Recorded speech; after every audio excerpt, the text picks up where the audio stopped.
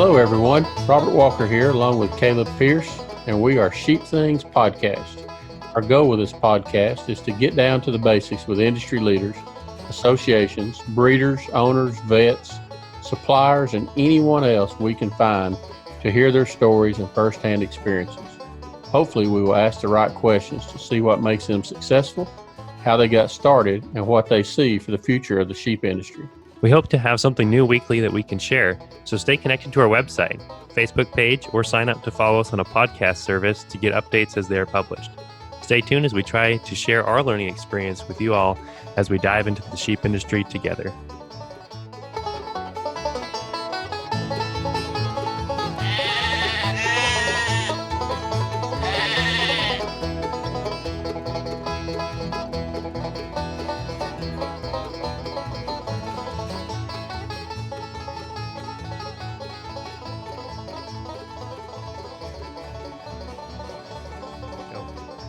Well, hello, everyone. Thanks so much for tuning in to the SheepThings podcast. We have a special, I hope it'll be special, edition of the podcast for you today. We're going to have our first question and answer podcast and start to answer those questions that you all have been sending in. Appreciate you taking the time to send those to us. If this is your first time tuning into the podcast, we typically interview people here on the podcast, and hopefully that generates some questions in your mind. You can be thinking about your operation, and we're happy to answer questions if we can, if you have them. So send them on into us, podcast@sheepthings.com. Again, that email is podcast@sheepthings.com. And then we're just kind of collecting those, and every once in a while we will put those questions together and answer them here on the podcast. And that's what we're doing today. Another kind of special fun thing is this is our first time doing a video podcast. We're going. Yeah, we should in the hopes that it'll work out. So if that's something you're interested in, head over to YouTube, search for SheepThings, and Robert probably would know the exact ID of our podcast on YouTube. Oh man, I think it is sheep_things. Okay, awesome.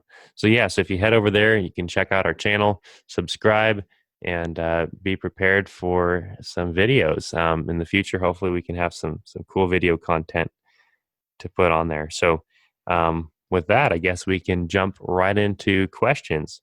So how about we start with a question from Jensen in Nebraska. Jensen, again, thanks for listening. Thanks for sending us your questions. And he sent us a few questions, and one of his questions is about tagging systems. And he asks what kind of tagging system is the best. So I don't know, Robert, I guess we could talk about EID tags. We could talk about different tagging systems within a flock without EID tags. What do you do for tags, and how has that changed over the years? All right. So when I started out with 4 or 5 sheep, I just used my scrapey tag because they're free, and they were the white size 3 or 5 Premier tag. Mm-hmm. And I got one in my pocket. Wow. Well, I use it as a keychain. It's the same. Okay. I'm like, wow, you just we made keychains for the expo a couple years ago. And so that's the where's my camera? That's the size it is. Yeah. Cool. And currently I'm using an EID tag from Shearwell, and that's what it is. Yeah. And my camera. I can't get used to this backward thing. So both of them had my scrapey ID number on them. So they're both trade legal. I can take to the sale barn across state lines or whatever. I started out with those big tags. I like them because I can't see very well. I'm getting old. And when I went to the EID tags, you can't see that son of a gun there either. So I did that, and now I've went back to doing both. I do the electronic for my Shearwell just for data collection. It makes things a whole lot faster. And then I have I handwrite. I don't do printed tags no more. I print my farm code on it, WFF. But now I use the paint marker, the tag marker, and I put the sheep number on there because it's really black. Yeah, I've noticed with Premier tags, they're gray. They're a dark gray, and they're really hard to see with the colors. Some colors don't work for me either. So I use the paint marker because it's really black, really sticks out, and it seems to last 3 or 4 or 5 years for me. So uh, Yeah. that's what I do. Are you Yeah. using printed tags? Yeah, I am using printed tags, and I'll probably switch next year to larger printed tags. Last couple of years, I bought the just the small Premier tags. They're like, I forget which size, but they're the Q Flex, the just The the short, skinny ones? yeah, Yeah, they're and hard to read. you God, they're cannot hard read to read. those things. You have to practically catch the animal and Yes. tackle it and hold it to the ground, and then grab a magnifying glass, and then you can read it, maybe. Um, and so I mean, good to have the ID in there, but I think I'll go back to a larger tag. The reason I went with the smaller tags is so I could put them in the lamb ears and not feel bad about them carrying this big giant tag around. And I don't know, I think you might be better off just buying little tags and not getting scrapey ones. You Well, just that's cut them what I out. do. That's why I like the Shearwell tag. I put Yep. them in at birth. Hmm. That's the only tag they get. And then at weaning, I put the next size up. Yeah. Yep. If I'm not keeping them, if they're going to slaughter, then they only get the little EID tag. Yeah. Yeah. I think the EID tags are definitely, They're they really definitely, cheap. yeah, and they're worth the investment for the readers are expensive, but I mean, you look at some of those, I mean, if you're running, thousands of sheep, those auto drafters, I mean, where you can set it up to where I don't know if you've seen those, I think Gallagher makes them. Oh Um, yeah, if there's 3 or 4 of us that if we live closer together, we would go in together and buy one and yeah. just share it on the weekends. Yeah, because that would save so much time. And so I think there's a lot of potential with the ID tags, and especially if you have the ability to grab weights. I think another thing that some people do is rotate colors every year, to where you can look at the color. I don't know. I think you're limited in how many colors though will actually show up on the tag, and so as cool of an idea as that sounds, I don't know that practically it works. Well, I tried it for a couple years. Yeah. Like I said, when I had 4, the next year I went like to yellow tags and then orange tags and then Uh blue huh. tags, and then after a while I had so many colors floating around I didn't know Yeah. which. I couldn't keep up. So Yep. I went away with that pretty quick. And another thing people do, and I still do, is I put my electronic tag my visual tag in the right ear for a U, Hmm. and it's easy for me to remember a female's always right. So all my rams have them in the left ear, and Yeah. majority of my sheep, of course, are ewes, so they're all in the right ear, and it's easy for me to find those glancing through a bunch. So Yeah. Yeah. that's fairly easy. Yeah, for me, I have them in the opposite because that's how we started. The user in the left ear and the rams are in the right ear, and I just So you're kind of not married, so you don't know that the female's right yet. well, and I that's just what we started with, and then my brain goes, okay, R for ram, R for right, E and Right. left, E and U, and that's how my brain works. So I guess I'm too much into spelling or Yeah. something. So another Um, thing for breed, I assume he's a Katahdin breeder, but some breeds have to have certain requirements on your tag. So make yeah, sure follow up with the association to make sure your tag complies with your breed registry if you're doing registered sheep. So yeah. yeah, tagging's a necessary evil. We have to do it. Yep. Yeah, no, I think it's definitely important. One thing that I've had a few breeders tell me is always make sure you have two tags, Yes. because if they lose one and you pull in these animals and you only have you know no tag, you just have a hole. Well, and I And will add to that. I would recommend that everybody has 2 taggers as well, because I ran into these Shearwell taggers are not something you can go to Tractor Supply and buy. yeah, And I had this panic hit me one day out in the field. I keep everything in this big box, this big cooler, hmm, and my tagger was gone. And yep, I forgot I used it as a demo to somebody, and I had it in my car. Luckily, yeah, my car was there, but so I ended up buying another tagger. So I always have a backup, because yeah, that would have been a disaster. yep. Yeah, definitely.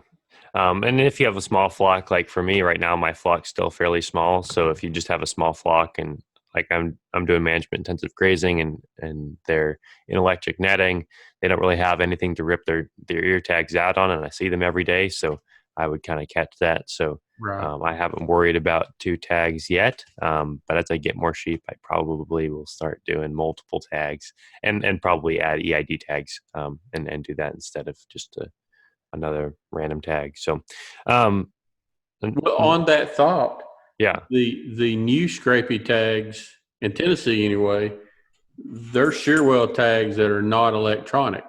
So Oh, you okay. do that as one ID, and then Yeah. a farm tag is your other to give you your two tags. Yeah. Yep. And as long as you cross reference As your long as you got a numbers. way of keeping them, Yeah. in your management software. Yep. Definitely. So, next question is wondering kind of about feed systems. Well, I guess it's a few questions. So, wondering about feeding grain, feeding hay when they're not on grass or pasture, and cover crops for winter grazing. So, um, I'll just kind of jump into my system. So, I am a grass only system, and that's not something that works for everybody. And it's really market driven. So it's not pounds driven. If you're pounds driven and sell to the commodity market, probably don't do grass fed. Creep feed your lambs at least. I'm not saying you have to go to a full grain ration, but don't do strictly grass, because if you're producing for the commodity market, you will not get as much money as you would like to. So that said, my market does prefer grass fed, and I'm direct marketing meat. So I do raise my animals without any grain. I think I gave one ewe. She probably got a quarter cup of oats once. She didn't have great milk production. It was early on, and that's the only grain I've ever fed to any animal ever. Well, any sheep ever. I've obviously fed lots of grain to chickens, but to my They sheep. say oats is the gateway drug now, so be careful. Yeah, so probably I'm just gonna stick with the grass, and I use alfalfa um, if I need to increase body condition or whatever. Um, so I guess my feed management system, I've kind of last few years, my philosophy has been I want to have as few inputs as possible so I can really see the difference in genetics, see what the animals can do, and you learn fast which animals work and which Real ones don't. fast. Yes. And it you probably ought to be selling breeding stock if you're doing that, or at least a high premium direct market, because you will have lambs that take forever to finish. Um, and that's just the nature of it. But you'll have some lambs that will grow really well. And so I don't feed grain. I do know people that do. Our neighbor, I sold them their sheep a few years ago. Let them use rams that I bought, and they had a ewe lamb out of a ewe that didn't have that great of growth genetics. Her EBVs for growth weren't that high. I'll actually probably look it up as we're talking here, but um, it wasn't that great of growth at all. And she weighed 130 pounds at like 4.5 months. So grain definitely can get you some growth. I don't know, Robert, how much grain do you typically, or you're not really doing grain as much as a soy hull pellet? So yeah, so my deal is I want them on pasture as much as possible, just because I got it. Hmm. This year I started doing some summer annuals for my dry ewes, and I think that's worked really great. They can't keep up with it. I did a Sudan grass mix. The Sudan grass is about the only thing that come up. We didn't really get any rain for a couple of weeks after I planted it, so by the time we got rain, the Sudan had already pretty much smothered everything else out. So next year I'll probably do straight Sudan and plant it thicker and not worry about it. I have done winter annuals. I did a mix. Oh man, I had Harry Vetch. I had Crimson Clover. I've had um, what else did I have in there? Oats, um, ryegrass. I don't remember. It's probably 10 or 15 different things in my mix, and Yeah. it did really well. the whole cover crop deal in Middle Tennessee anyway, and I don't, depends on your location, but Mm-hmm. timing of planting is key, because if Yeah. you plant too early or too late and miss any moisture, it can basically, you can have no crop whatsoever. And so that's a tough gamble for us. We could have a wet fall or a drought, and so that's a gamble. That's a, for me and the number of acres I usually do, it's a $500 or $700 gamble. Yeah. Either way. So then, That's where buying water's nice. yeah. So you're buying water. There you go. I knew there was a benefit. Yeah. So then it gets to the point he asked about hay. I hate feeding hay. Mm-hmm. I hate the hay world. The people making money off hay are the co-op, the fertilizer guys, and the equipment guys selling the equipment. Um, it's tough to have quality hay in the South where we're at. With, you get it cut, 2 days later it rains. It's so hard. Uh, so I've not fed hay in 3 years. I've been doing a soy hull pellet Mm-hmm. mix with some corn, and it's worked good for me. I keep that out for my ewes, depending on when my winter forage kind of peters out. Usually it's about the middle to end of January, and then I do that through lambing, and that's worked good for me. But they can only eat so much. I Yeah. think the rule's 3% of their body weight for maintenance. So kind of see what size you have, and have feed tests done, have hay analysis done. If you're feeding hay, that's what I like about my soy hull mix. I know what it is. It doesn't fluctuate from bale to bale, or year to year, cutting to cutting. So, Mm-hmm. but yeah, I would, and the cover crop same way. See what works in your area. The stuff Yeah. that works in my area won't work in Idaho probably. So, and the stuff Yeah. that Or you it have might just in work here. summer. Yeah. Yeah. And I guess there's a couple different ways of looking at hay. You know, eh, I look at hay half as as feed. Well, not maybe half, but a certain portion of it I look at as feed, and another portion I look at as Organic matter. yeah, organic matter and nitrogen. Because you look at the amount of nitrogen per ton of hay. I mean, typically it's I've seen like 50 pounds of nitrogen in a ton of hay. I mean, that can give quite a bit of fertilizer benefit, and and so it's definitely more than the cost of fertilizer. But when you feed that out, it's definitely a way to improve a pasture. But like you said, if you're not trying to use it for that purpose, it does become a little bit of a hassle to feed hay. A great book that I've read is by Jim Garish. It's called Kick the Hay Habit. Um, he talks in there a lot about how to use winter grazing to reduce hay. And one of the interesting concepts he talks about in there is that one of the most valuable things is an acre of stockpiled feed in the wintertime, because that will give you so much more value Well, than I can tell you this is today is what, July 17th. Um, I have not touched any of my permanent pastures in 2 months. yeah, My pastures look better now than they've ever looked, and I don't think I'll have to touch them for probably 2 or 3 more months. So yeah, my stockpiled forage going into winter this year, I mean, I may not need anything yeah, this winter. So I don't think people put enough value in summer forage. I think the norm and what your granddaddy did or what your daddy did, is you just graze them all summer because the grass keeps growing, but then you're stuck with nothing in the winter. I think that's the yeah, value. yeah, But another question, you talked about your organic matter. I wish I had a way of sharing pictures. I ain't figured this out fast enough. But when you said that, it made me think. So I have a horse arena that hmm, we have disc and plowed for years yeah, to kill the grass. Okay. And uh-huh, there's no topsoil in it. And I've spent the last probably 4 or 5 years trying to get stuff to grow now. And last year, or year before last one, I fed a mare and a colt in there, and I bought 2 round bales of hay, and because I didn't have any hay, so I bought 2 round bales of hay and put in the arena for that Yep. mare and colt. And this year, when I drilled my Sudan grass this summer, the place where those hay bales were at grew 3 to 4 times faster than the rest of the whole arena.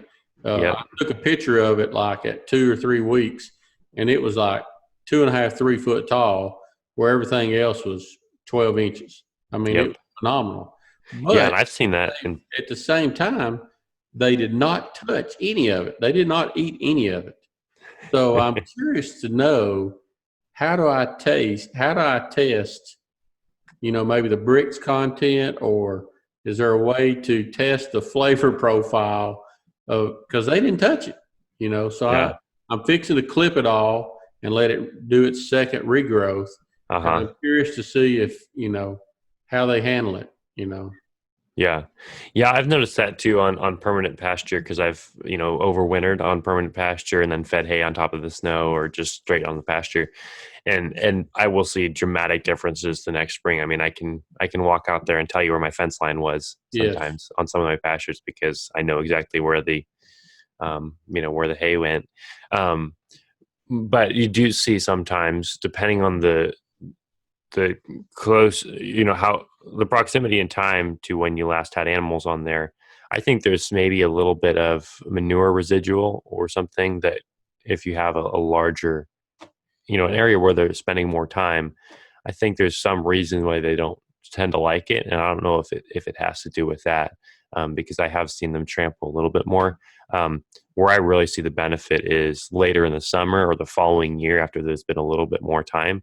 Definitely see a big difference there. So, yeah, I think hay is one of those things where it works for summer operations, and summer operations it's not a good investment at all, and you're wasting your time. So if you have access to cover crop ground, I think you can, for winter cover crops, or like what you're doing, grazing summer cover crops and stockpiling your permanent cool season grasses for winter grazing. I think either of those work pretty well. Going back to the cover crop question, out here, a lot of people will use brassicas and have a lot of success with those. Did you put any brassicas in your mix or? I did do some radishes, Okay. but the Sudan grass, I mean, they just basically, I Yeah. mean, it grows so fast and covered everything up. Very little of it got over, maybe an inch or two tall before it was just basically covered up. Yep. Yep. Yeah, So and I that's the probably tricky that thing. I've done that in the fall with my fall crop. Uh-huh. One year I planted a bunch of turnips and they or radishes. I'm sorry, radishes, and they got my tops got about, I don't know, 2, 3 inches tall. Yeah. We had a little freeze come through, and they quit growing. So I Mm. turned my sheep in just to get whatever I could off of it, and I dug some of them up, and some of them were already 3 or 4 inches tall. You know, Yeah. and the sheep would eat them. And once they got a taste or two of them, well, they would kind of paw around on them and dig them up as well. So that worked out pretty good. Uh, Yeah. I would do them for sure. I should have done them earlier when I did it in the fall and caught some moisture and not a chance of a freeze. Yeah. Yep. Well, one of our next questions here is about parasites, and this is something I'm kind of passionate about. Have a little bit more parasite issues out here. Took a FAMACHA course this spring and was actually accepted to begin helping to start training FAMACHA, or doing FAMACHA training courses for people. So I'm excited about helping people with that because parasites is definitely a big issue on irrigated pasture, or it can be. And the question here is, how often should worm the sheep? Is it just when you see bottle jaw? Is it when you see other things? Um, I think the best recommendation, and first of all, should start with go visit the American Consortium for Small Ruminant Parasite Control website, wormx.com, I believe it is. Um, and we can probably put that link in on our in the podcast. So go ahead and go to our website and check that out. Maybe we'll make a blog post or I something think you it's can check. wormx.info. Yeah. Okay. That Yeah, makes sense. wormx.info. Yeah. So yeah, you can check out our blog or go to the podcast, and then but anyways, there's a lot of really helpful information there. I think the best recommendation is only worm your sheep when they need it. So go take a FAMACHA course. There's online courses, so if you can't make it to an in-person training, if you're stuck at home in the middle of COVID-19, you might have some time on your hands. If you're like me, you've just filled it up with outside farm projects. But if you have some time on your hands, you can go watch the videos, and you can become certified to train online. And when you do that, that FAMACHA scoring really helps you to identify the ones that need to be dewormed, because you'll have some that they just don't need it. They can go right through, even if they have a lot of parasites, their body can handle it. And so you don't want to be killing all, or too many parasites all at once, and leaving just a few that are very strongly resistant to dewormer. If you're just killing a few at a time, your chances of your population's chance of developing resistance as an entire population to the dewormer is drastically reduced. So deworming when they need it. When you wait to the point where there's bottle jaw, oftentimes it's pretty close to too far. I'd say about 50% of, well, maybe 75% of mine that have gotten bottle jaw, I've been able to treat, and they'll recover. But Yeah, you do have that's to. the thing I hear most people. I got one today, probably 3 or 4 hours ago. Send me a picture. What do you think? Hey, look, worm the son of a gun. Don't let Yeah, it die. You yeah, can work on it next spring or next month or next week, but from a shepherd standpoint, you don't have to worm your whole flock to save this one's life.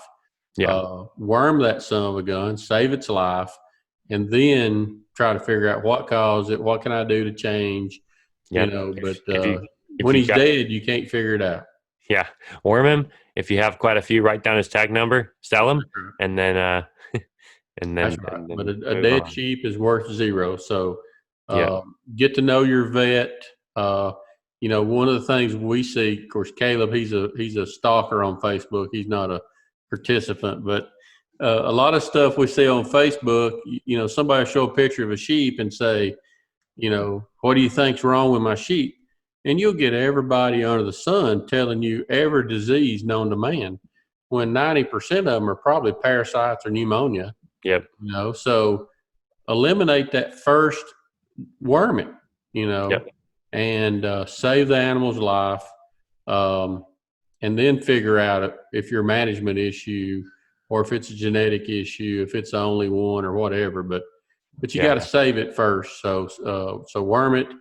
Uh, a lot of suggestions I see are, oh, get a fecal, take it. This thing will be dead time you get your fecal results back. yeah. So just give it a dose of wormer. And the reality is the fecal egg count. You shouldn't deworm on fecal egg count. I mean, you should deworm on FAMACHA, because there are animals that have high fecal egg counts that can handle the parasites just fine. There are those with low fecal egg counts that can't handle the few parasites that they have. So, deworm on FAMACHA. If you have one that pops up with bottle jaw, then run your sheep through your chute system. If you don't have a chute system, catch them, and then build a chute system. That's the point where I'm at. I need to build one. I was about to say, you're talking to yourself. Yep, I am. I'm just trying to save people from the the hassle that I go through every 60 days when I'm have lambs. But no, I do set up my electric netting in a little bit of a chute, but need to build a better one. Um, but yeah, take them through a chute system, and then FAMACHA score them, and see where you're at. If you have a bunch of 2s, 3s, and 1s, well then don't worry about it.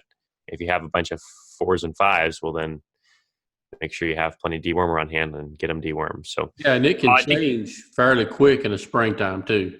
yeah, Spring going into summer, they can change, in a week's time. So Yep. I had one year where I had a group of lambs, and it was a management issue where I couldn't move them to a field because, you know, almost all my pastures leased. And so I, was moving them to a leased pasture, and that the neighbor at that pasture had shot fireworks over the top of them. And so in the past, so I was going to wait until after the 4th of July to move them. And so, anyways, waited a little bit and waited too long, kept them on a pasture, fed hay on the ground. They regrazed just the right time, picked up a whole bunch of parasites, moved them over to this field. It was, low quality nutrition, perfect storm to get some problems. I had a lamb die, and I was like, oh man, I got problems. And I looked at FOMACHAs, and it was like, wow, they're low. What's going on? So I took some fecal egg counts, zero, zero parasites. Because what happened was they got hit with a really hard load of parasites. And before those parasites were laying eggs, it was already knocking out the lambs.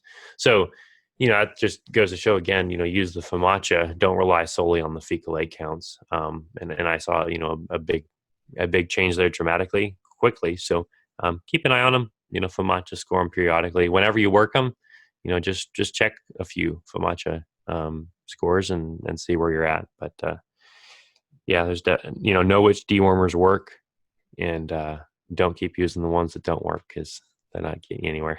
No, and I would say follow the Texas A&M guys. They've done some research, Yeah. posted a lot of videos this past year on different wormers, and then a copper bolus with great success. Yeah. So there's a lot of options there. I know people have had success with a bolus. So Yep. everybody's in a different world and has different options. So Yeah. always look around. Yep. Got to know what works for you. Yep.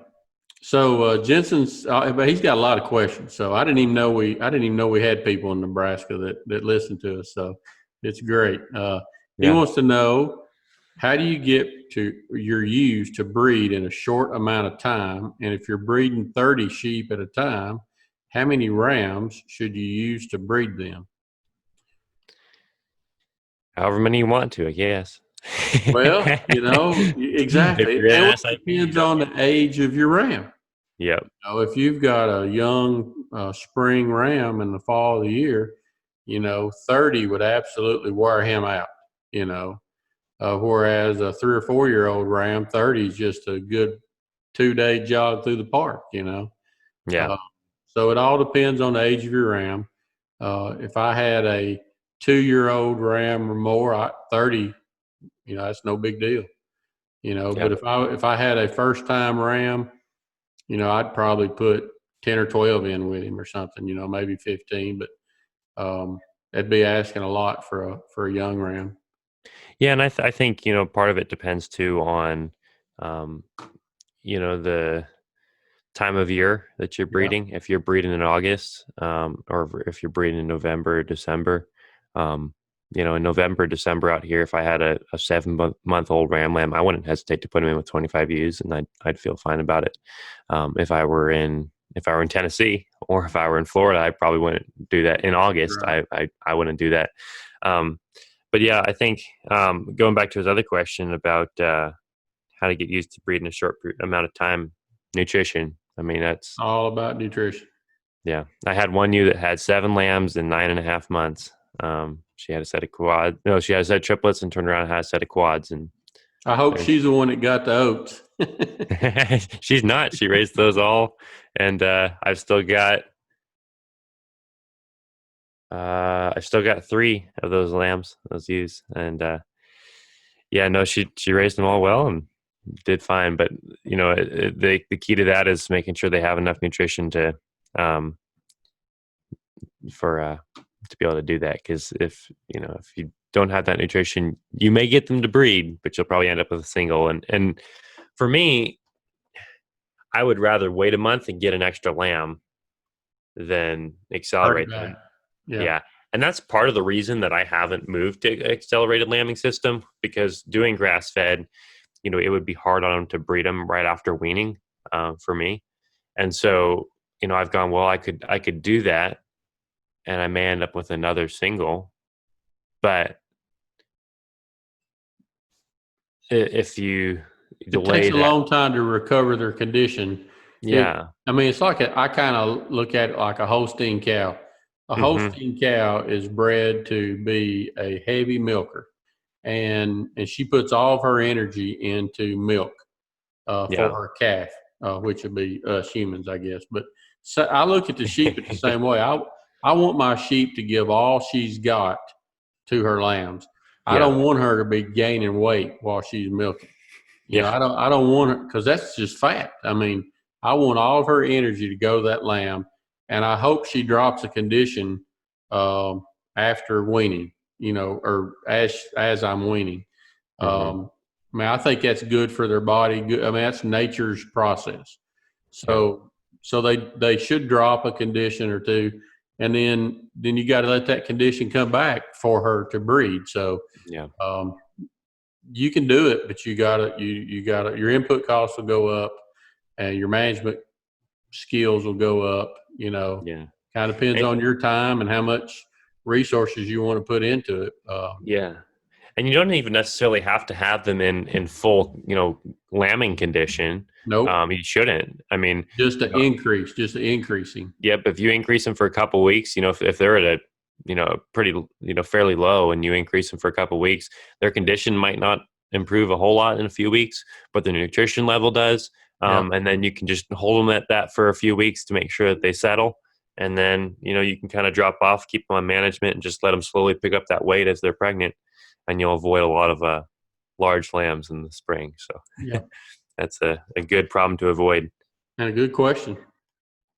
Yeah, definitely. I think our next question here, let's jump down to Taylor in Ohio, asks us about how to keep rams, or how to keep replacement females, and how to, select rams if you're trying to keep a closed flock, and how to do that without getting into line breeding, to keep biosecurity clean and all that good stuff, but at the same time not to bring in rams. um, uh, I've heard people that have you know said they have a closed ewe flock, and I think that's a way to avoid that. Is you keep your ewe flock closed, you bring in rams, you quarantine them, you buy from clean flocks, you test them when they come in, and then you'll likely be fine. I mean, the ram's only in there for a few weeks anyways. If you have a good biosecurity panel you run on them or whatever, you can kind of make sure that you keep your flock clean. Check for foot rot, run them through a foot bath if you're really worried about it, um, and then you can just kind of move on. If you want to keep an entirely closed flock, I think you have to kind of have the numbers. I mean, what do you think, Robert? Yeah, you definitely need to be very, very versed in genetic and breeding to get your coefficients and not get out of whack. There's a chart somewhere that I found from some of these conservancy programs where a breed is on the verge of being extinct that they use to build that up. I mean, if you're down to 20 animals, it don't matter if they're inbred or not. You gotta save the breed. So they have took that and they have a flow chart of how to cross, to to get to that point to where you have um, not a strong inbred presence. Um, but yeah, that's tough. And hey, just when you think you've done the best, one of your rams is going to get out and breed the whole flock anyway. So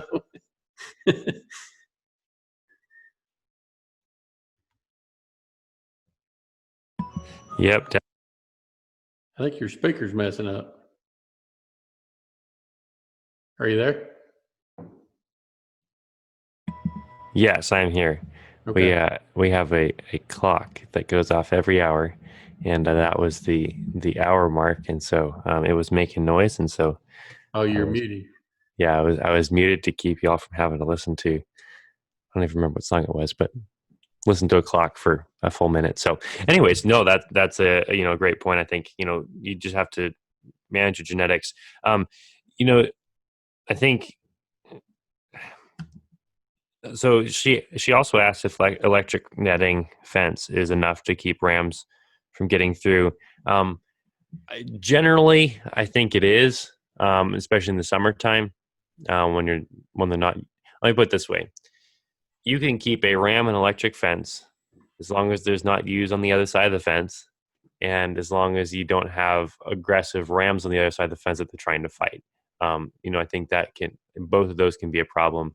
If you're going to try to introduce rams to each other, make sure you put them in a small pen for a while. Make sure they get acclimated. Put them in a horse trailer or something, somewhere where you can keep them in a tight area. I know some people put them in a horse trailer. They get kind of hot. They get kind of thirsty. Keep them in there for a while, and you let them out, and they all just want to drink water and get to somewhere cool and kind of cool off a little bit. So, I do um, that. I have a horse stall, and yeah, I've got my automatic water um, low. I move it down so that they can utilize it, and I yeah, put a hay feeder in there, um, and then if I have enough, if I don't have enough rams, and I do this every time. If I've got half my rams in my ram lot and hmm, two rams are out in the field breeding. When I bring those two rams home, they all go back to the barn. Every time I swap rams, one dying is not worth it. So they yeah, all go to the horse stall, and if I don't have enough rams to make it kind of tight, I'll throw in a couple plastic barrels, where they can't walk around. They can walk around, they can push on each other, but they can't rear back and butt each other. That's what I'm trying to avoid. yep, And I feed them together. They drink together. They sleep together. And I don't even attempt to turn them out for at least a week. I yeah. make them spend a minimum of a week together, sometimes two. And after that, you'd thought they were best friends or boyfriends. But I usually don't have a problem. Well, I don't. I don't have a problem after that. Yeah, and that's I think the key is to make sure that they can't have enough space to back up and charge, or at least something in there.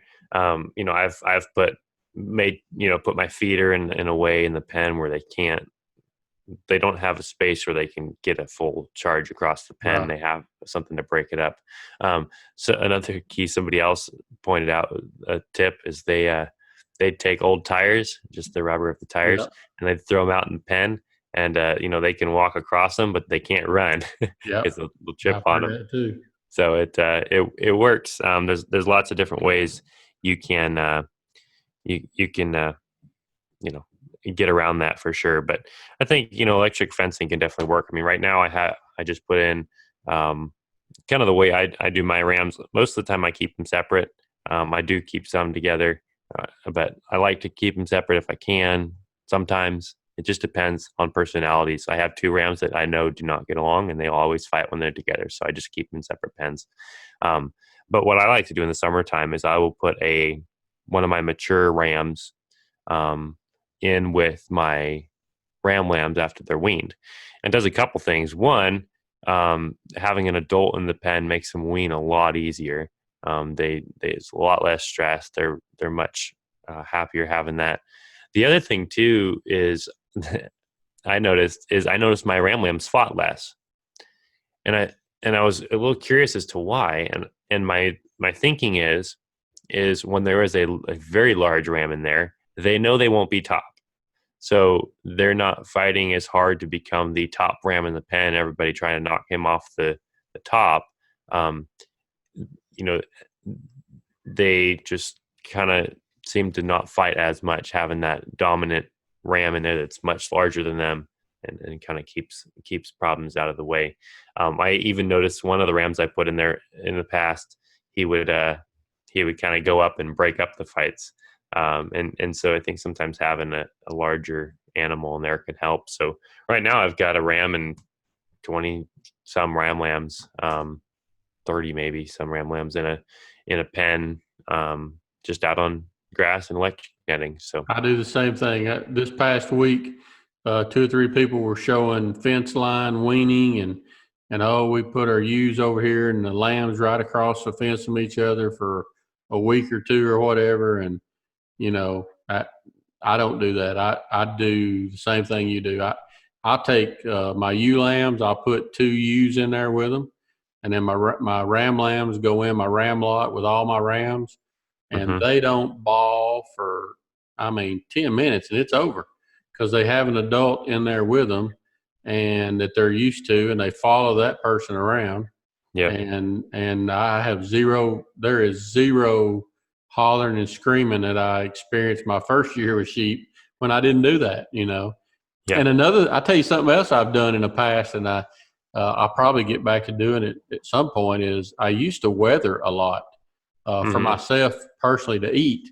Okay. I would weather, 3 or 4 rams, and then I would put them in with my lambs one cycle, and then I could just turn them all back out in the field with my ewes, and I would always have a wether to process whenever I was ready to process. When it got 130 or 40 pounds or 50 or however big I wanted to do, and then I didn't have to deal with it, and it made for a great babysitter, with no issues. So Yeah. Yeah. No, I think the weather thing is something that I've always found interesting because when we started, we did weathers. That was with the guy so the guy we got our sheep from first, he did, he would dock all the tails and he would weather all the lambs. And, and so that was, all we knew. And so that was what we did. And, we decided not to dock the ram lamb tails. We just docked the ewe lamb tails to try. And we had one ewe lamb. And after that, we were like, no, we don't need to dock tails. Just leave them. But with the ram lambs, with the weathers, I think we probably had 6 lambs that year because, we only had a few lambs and most of them were ewe lambs. And, 2 of them ended up, they weren't fully weathers.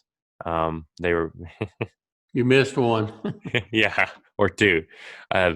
The guy came over and he was pretty laid back about it. And so I flipped the lamb over and I was, castrating. And he was like, you got it. I'm like, I don't think so. He's like, nah, you got it. Just put that band on there. I'm like, okay, whatever. And then a couple months later, I'm like, that thing's growing a mane. I don't think that's a weather at this point. But anyways, it, for me, I really prefer keeping them intact. I don't see a flavor difference. You get more lean meat. They're going to gain muscle faster. They're not going to put on as much fat. Um, and then you can, for me, selling breeding stock, you can evaluate which ones are the best, and you don't have to at birth go, oh, you want a ram lamb? Okay, I'll save you one. It's a day old. It looks kind of neat. Its mom's nice. Its sire's nice. Sure, I'll sell you this one. Because 50 to, well, let's put it this way. You should probably keep no more than the top 10 to 20% of your lambs as breeding rams. There's probably a good 10% that are born and you're like, nope, there's no way that thing will ever be a ram. The other 75%, they're possibilities. And those 75% are going to fall away as they grow. And so you have a 75% chance of getting a bad ram for somebody. And I don't want to do that. Well, now I don't weather mine until they're probably 100 pounds. Yeah. Oh, okay. I use a California bander, Okay. so size is not a problem, and I band them when I'm weaning, and and I know right then he is not going to be a breeder, Yeah. and so I would band 3 or 4 just so I could turn them back in with my ewes and Hmm. graze all summer Yeah. and not have to worry about them or keep them separate. And I've had my last one, I forgot that I had him in there. And when I went to my electronic ear tags, that's how I found him. I scanned it and I scanned it. And I'm like, why is he not, or why is this you not popping up? You know? And I'm like, he's not a you, it's a it. So Yeah. I had a 3 or 4 year old wether was my last one that I processed. Probably gave you some nice sausage or some Oh big man, it beef was chops. awesome. Yeah. So Yeah. that brings up another that's kind of part of Taylor's other question.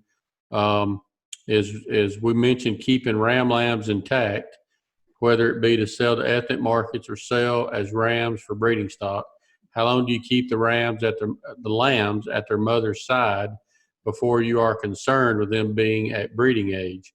Once you wean your lambs, do you keep them up in a barn until you sell them, or do you run them in a separate paddock? So I think we covered the part about intact or not. Yeah, yeah. I just pull mine and I make sure that the oldest. So I wean at the average of 90 days. Yeah. So I make sure the oldest one isn't over 100, and I'll have a couple that they're getting big and they're getting Test. 100 days. It's like I think I'm gonna pull them out soon. So I make sure I do that. Um, and then yeah, I just run them in a separate pasture and I initially had that problem that you talked about, Robert, with the keeping them separate from your ewes all summer can be a hassle. What I found is by not castrating any of them, I have such a volume that it's worth it running a separate pen. Because I'm going to keep a separate pen anyways for some of the ram lambs. Oh So yeah, and that's what I do now. yeah, I just yep, turn them in with my ram lambs or yep, with my rams, and I like this year.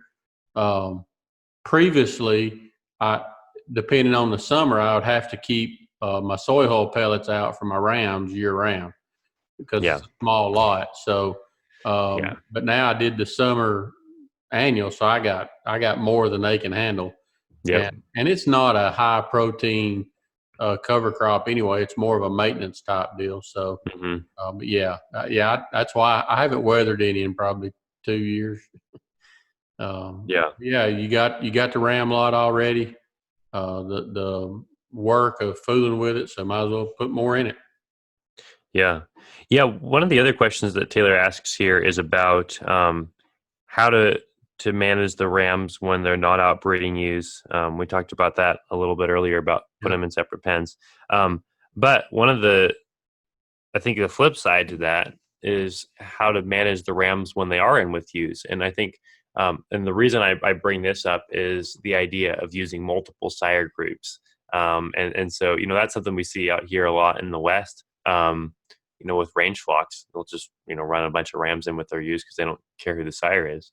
But for small producers, there are benefits for sure in running multiple sires in a group as far as conception rates, especially for fall lambing. I know the USDA has seen dramatic increases in fall lambing percentage running multiple sires.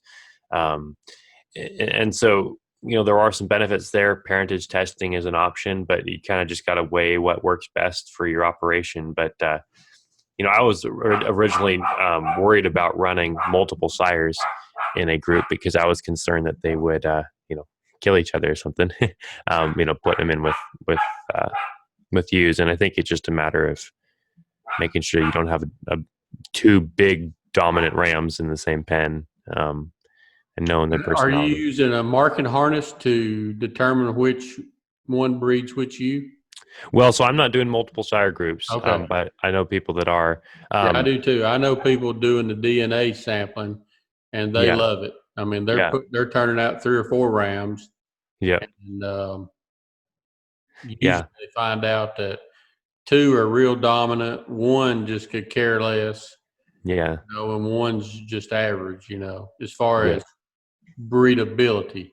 So yeah, they really feel like they're getting, even though it costs them, I don't know, 17, 18, $20 per DNA, uh, they're getting parentage verification plus their biosecurity testing done at the same sample.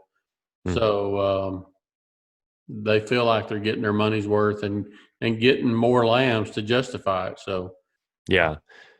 Yeah, yeah, I think there's definitely some pros. There's obviously some cons when it comes to pricing, but that's about the only con that I can think of with doing it that way. Well, time and labor and sampling all the lambs is certainly a disadvantage as well. But yeah, no, I think that's something else people can consider.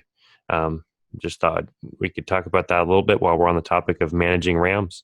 Um, Back up to some of Jensen's questions. Jensen asks about um, what to do with sheep that keep the wool on their back in the summertime. I'm guessing those are probably some some upgrades from some Dorpers or upgrades from some wool sheep. Um, I don't know, unless it's an issue, I'd say probably just leave it. I don't know. What do you think, Robert? Yeah, well, I've had a couple crosses that I've experimented with, and yeah, it drives me nuts seeing it, you know. Yeah. Uh, but you know, that's one of the things when I first looked at sheep. Dorper was I had never heard of a Katahdin, and and that was one of the things that turned me off about the Dorpers. It absolutely drove me nuts. I'd go visit a farm and see all these shaggy dogs running around, and I didn't want wool sheep, so I kept thinking, can they handle it? Well, of course they can handle it. You know, they're bred in Africa, so it's not a nuisance to the sheep. So it's Yeah. totally up to the shepherd if you want to shear it off, you can, or just let it go and cull for it if you don't like it. Yep. Or you know, there's probably times a year you can sell that one and replace her, you know, with something you've raised. So Yep. And in my situation, for this shepherd anyways, it's more of a nuisance to the shepherd than it is to the sheep. So oh yeah, the sheep don't care. He don't know. yeah. Probably don't Yep. even know it's back there. Yeah. And I I, can tell you something else. If you have, like I just brought in two rams from Iowa hmm over the winter, so it was probably a culture shock for them Yeah. here in July. And there's there's probably 5 or 6 trees in my ram lot, and they're Bradford pear, so they're very known to break. And you know, they're probably 15 years old now, so 2 or 3 of them have died, and I've still got 3 or 4 left. And a limb broke off, and these two sheep from Iowa still have just a little cover on them, you know. And I've seen that it usually takes a year or two when I've brought animals from different parts of the country to adjust, you know. Uh, Anyway, so they are wearing those trees out, rubbing, you know. So more than likely, if you just have something out there for them to rub on, yep. you know, if it's more of a Katahdin base that just hasn't shed yet, they'll probably rub it off. Yeah. Yeah. You could even build A little a little tire frame to, scraper or something, you know. yeah, something where they can rub the top because that isn't not very easy for them to rub on. I have seen some that are almost horizontal as they're rubbing. They're just like Oh, almost. It's like wow, if you look like you're gonna fall over there, little yeah, lammy. I But did a cross fencing project a couple years ago, and all wove wire fence, and now it's all white wove wire fence. yeah, They love it. well, yeah, well, it's got a nice lanolin layer, so hopefully it keeps the water off it, and you don't have to worry about rest. Yep.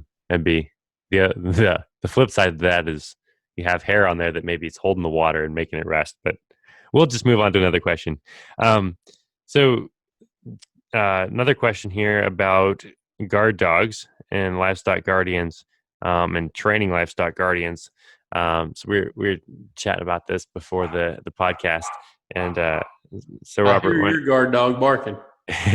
Well, that's a cockapoo, so she's not much of a guard dog at all. But it's funny. She's fluffy, kind of like one. And I'm like, well, if you take her outside and you put the sheep in the background and get her really close and take a picture, it might just look like she's a big guardian dog. But Well, I would no, say there's a lot of livestock guardian dogs that were bought and raised as guardian dogs. They're probably no more effective than your cockapoo is. Um, yeah, and actually, there's a lady kind of close to me. We need to get her on and do a dog only podcast. She's yeah, been raising guardian dogs forever and sells a lot out west, you know, into the mountain lion and the wolf world, you know. And she's give a lot of speeches here in Tennessee at some of our events. And that's a different world, you know. My advice, I've had guard dogs ever since I've had sheep. I've hmm had a lot of useless dogs. I've had a handful of good dogs. A good dog is priceless. hmm And looking back, I wish I'd have never bought a dog as a puppy. You know, I wish I would have spent money. Don't matter. I wish I'd have bought a trained dog that somebody had for years, and I would have just coughed up the money and been done with it. Yeah. And I also know people that are not running dogs who have run dogs in the past and are buying into this. If you got a dominant coyote, he's not bothering your flock. And I won't mention the name, but I was at a guy's house one day, probably 2 years ago, and I know he used to have guard dogs. And he's Hmm. running probably 200, 250 ewes in Missouri. And we're standing there in his front yard. I've took two people there to visit to show him his place. And there goes a coyote right around the edge of his cornfield. And I'm like, man, where's your dog? He goes, man, I ain't had dogs in 2 or 3 years. He said, I've kind of been reading about, this dominant, you leave that coyote alone, then you don't get rogue coyotes coming in trying to claim that territory. And that's probably been 2 or 3 years ago, and he still does not have any guard dogs. So I'm kind of in the same boat. My dogs, they guard my front porch. I can't keep them in the field. I think that's the biggest thing. If you can keep those dogs in your field, they do okay. They bark and they growl and They the have to deer. bond with the sheep. Yeah, and they bond with the sheep pretty good if nobody's, like in my case. But one day I had a Pyrenees. My mailman called me and said, or didn't call me. I ran into him at the store and he goes, "Man, I seen your dog over at so and so's house." And I'm like, "That's 7 miles away. There's no way." "Oh yeah, I see your dogs every day when I pass your driveway." And I'm like, "Well, there's no way that dog is 7 miles away." Sure enough, about a week later, he sent me a picture, and that's my dog 7 miles from my house. But Yeah. my dog was always home when I left and always home when I got back. But during the middle of the day when I wasn't there, he was 7 miles down the road. And he had to cross a river to get there, and go through the woods, Goodness knows. so Over yeah. the river and through the woods. And so I'm in the process. I'm going to try one more thing. I've got some friends that have done the underground buried dog fence and the collar deal. And Yeah. so I've got the wire, um, fixing to probably the next 2 months finish another project where I can get on it and bury. I got enough to do 100 acres, so I'm going to bury around my entire exterior fence and put collars on my dogs and hope they stay. If they don't, Yeah. I'm giving up.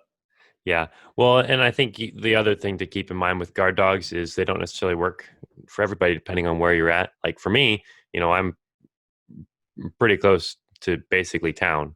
Um, Right. and That would so, never work. and I lease most of my fields. So, if I take them to a field that I lease somewhere else, I can't be certain they're not going to attack the landowner. I mean, there's so much of or somebody landowner invites on their property or whatever, or their pet or whatever. And so, my standard has kind of been to just make sure I have good fencing. You can get those little fox lights. I don't know if they work. Maybe they do. Well, I've I got some of those, the little flashing red lights, Yeah, the red, white, solar and blue. powered night light, night eyes or whatever. I've had those for probably 7 years and they still work.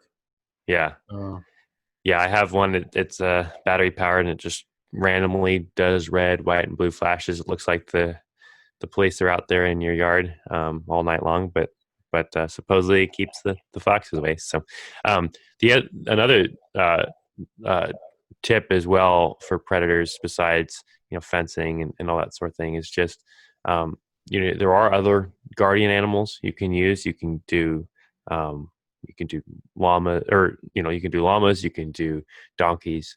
um, there's lots of options out there. Just research kind of what you need, what's going to work best for your system, and then adapt accordingly. And I well, think and I've had all of those. At one time, I had all of them in the field together.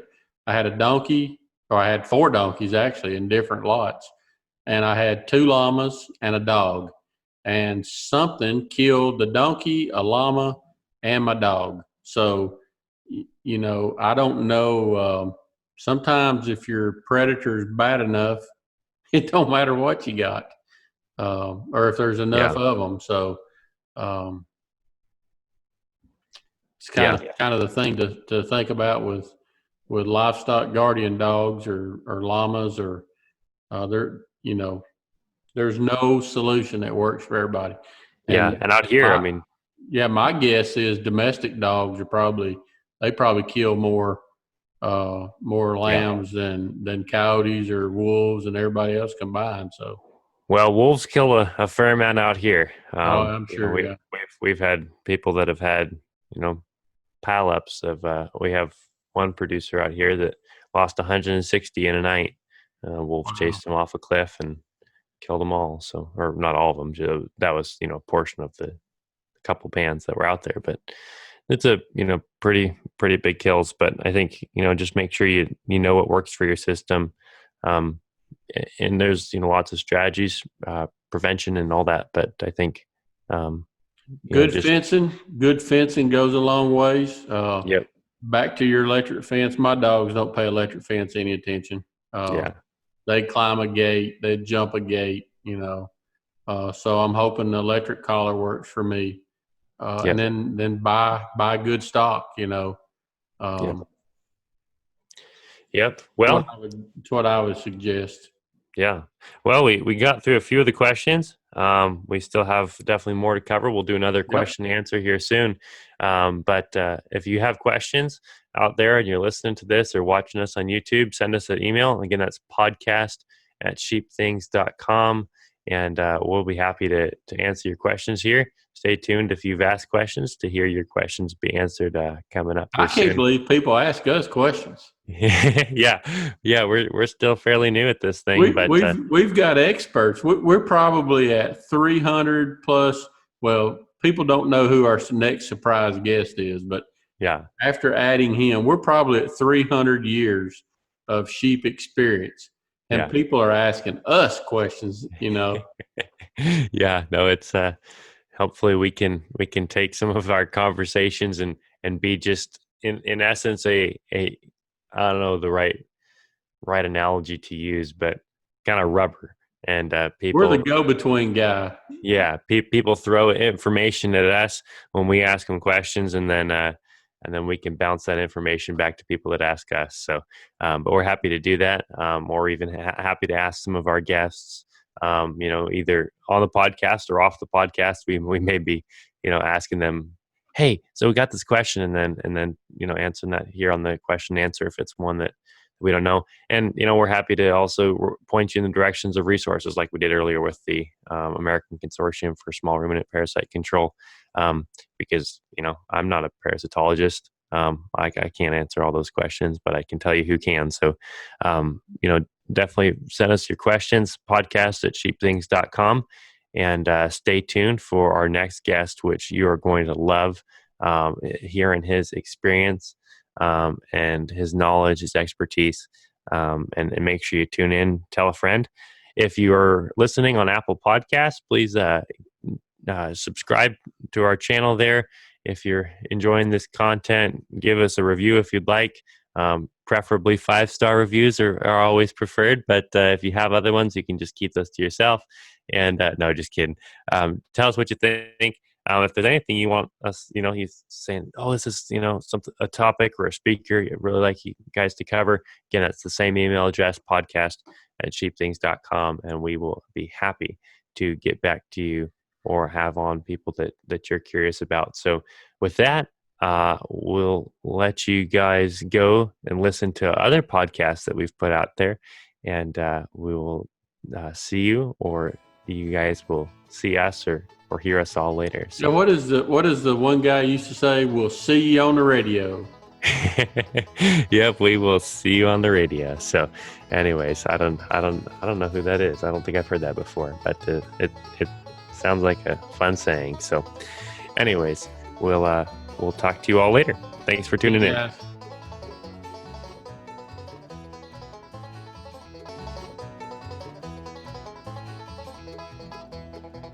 Thanks for listening to the Sheep Things podcast. Stay connected to our website, Facebook page, or sign up to follow us on a podcast service to get updates. We want your feedback, so you can email us at podcast@sheepthings.com for suggestions or comments. Thank you, and see you later.